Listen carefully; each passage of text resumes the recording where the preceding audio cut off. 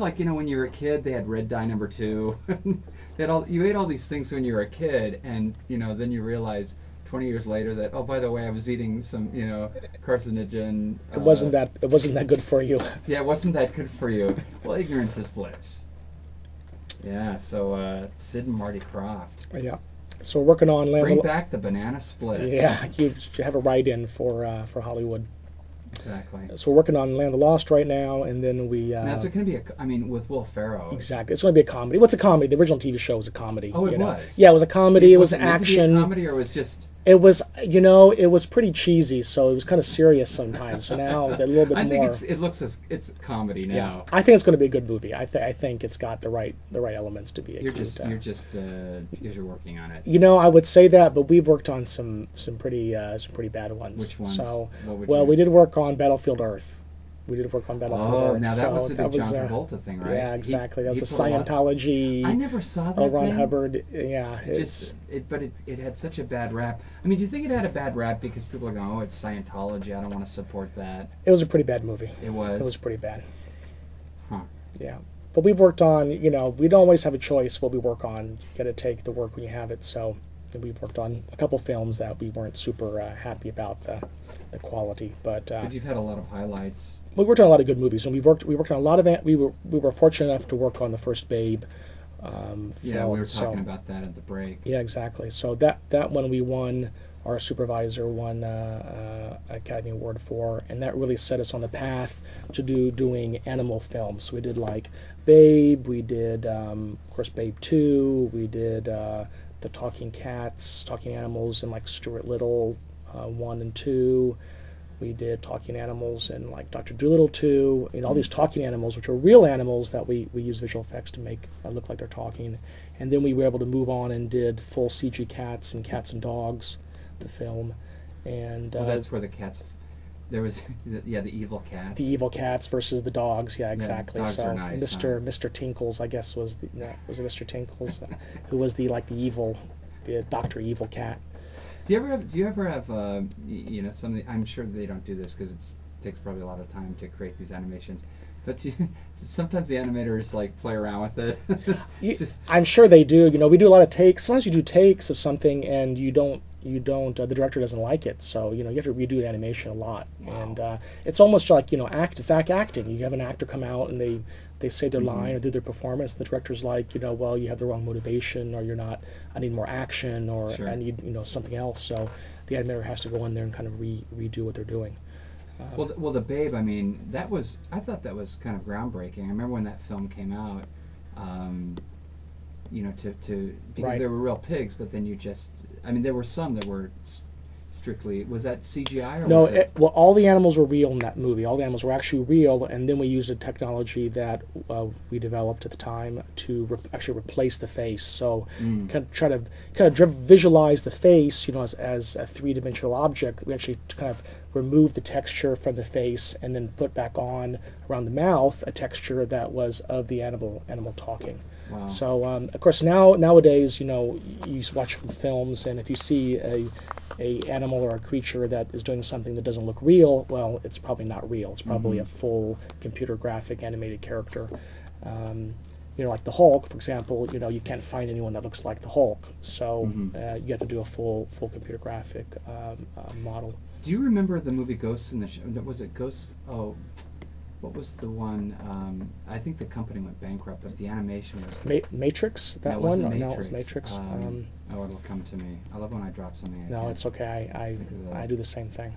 But what kind of effect are you thinking?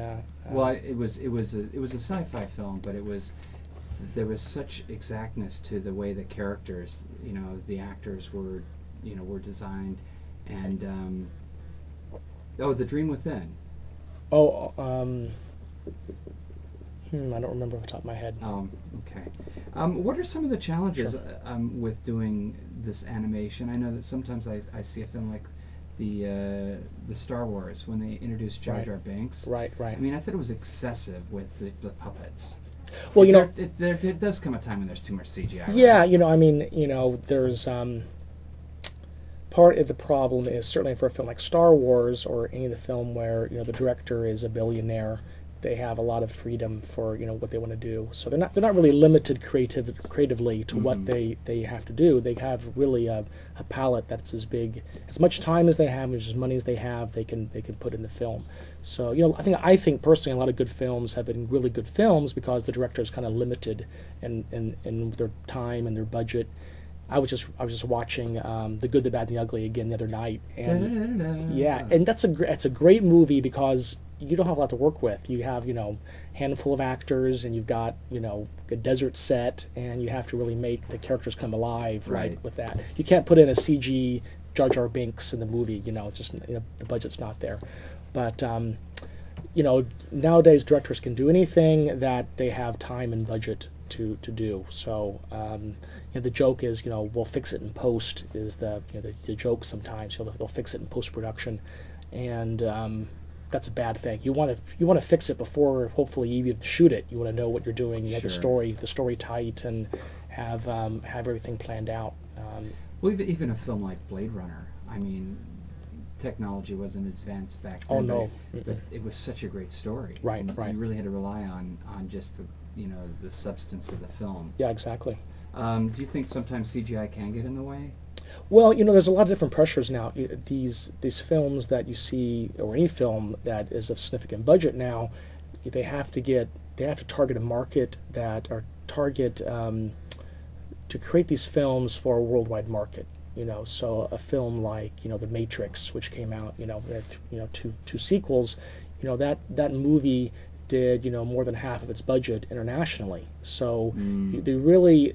The focus isn't really on the American film goer anymore. The focus is really on a worldwide. International moviegoer, and that moviegoer responds to visual type stimulus. So they understand. That's why you have films like Harry Potter.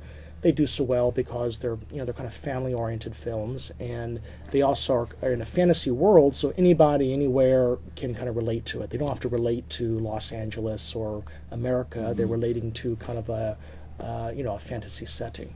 So in some regard it is a drawback, the way the film industry's changed, but in another regard you get a chance to see a lot of films that were impossible to make 10 years ago. There's no way some of these films could have been made.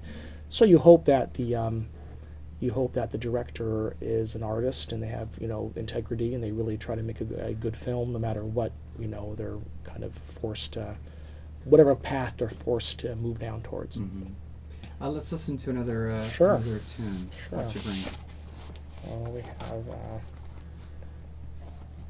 And we're talking tonight with Nick Neisler. He's the Director of Business Development over at Rhythm and Hughes. If you have any questions or comments, give us a call, 310-338-KXLU. What's this? play number one on there. That's Tom Waits. Tom Waits. Tom Waits, Love Little Tom Rain Waits. Dogs. Did you see that show that he did? Well, it was... The Black Rider? Yes. Yeah, I did. That was the Black Rider so musical. we're going was great. track one? Track one. That's one of my Singapore. favorites off there. Love Tom Waits. That was... People either loved that show or hated it. Oh, you have it? I have the CD here, exactly. That was... That thing freaked me out. The first time I saw it, I got the CD because the first time I saw it, I was a little blown back. And then you listen to it a few times, you're like, okay, now I get this. I get the music behind it. So.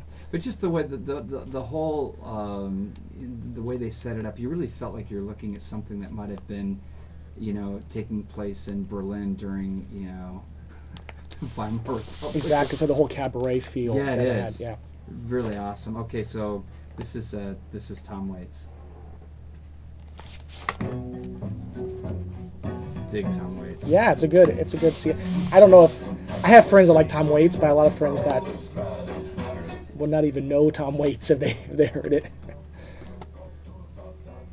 He's just so.